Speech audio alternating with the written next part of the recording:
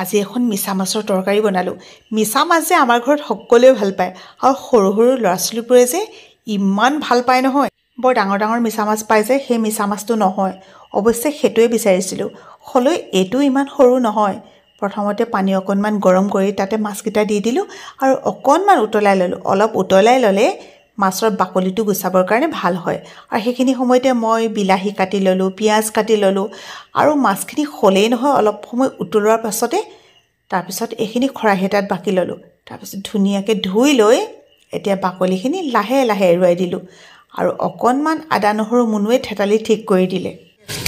জ্বলাই ল'লোঁ আৰু ইয়াতে মই এখন কেৰাহী পাতি ল'লোঁ আৰু কেৰাহীখন গৰম হোৱাৰ লগে লগে মই ইয়াত অকণমান তেল দি দিলোঁ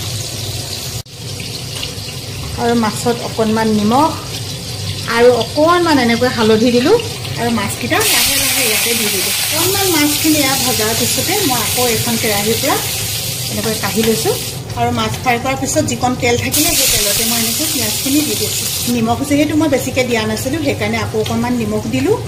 আদা নহৰু বিলাহীখিনি আকৌ এইকেইজনী মাছো দেখুৱাবলৈ মন গ'ল। ধুনীয়া ধুনীয়া পুঠি মাছ আনিছোঁ ফিচাৰীৰ। মছলা যিহেতু পেটৰ কাৰণে বহুত বেছি বেয়া, গতিকে আমাৰ ঘৰত কোনেও নাখাওঁ আৰু নাখাই আমাৰ এনেকুৱা হ'ল যে মছলা দিলে চবেই বেয়া পায়। আপোনালোকে জিৰা ধনিয়া পাউডাৰ কি কি দিয়ে নিজৰ মতে দি ল'ব পাৰিব আৰু এনেকৈ এবাৰ ৰান্ধি খাব। ইয়াতকৈ যিটো ডাঙৰ মিছা মাছ মই আচলতে সেইটো বিচাৰিছিলোঁ, কিন্তু কি ক'ব আৰু নাপালোঁ নহয়। অকণমান পানী গৰম কৰি থোৱা পানী দিলে ভাল, মই গৰম পানী দিছোঁ।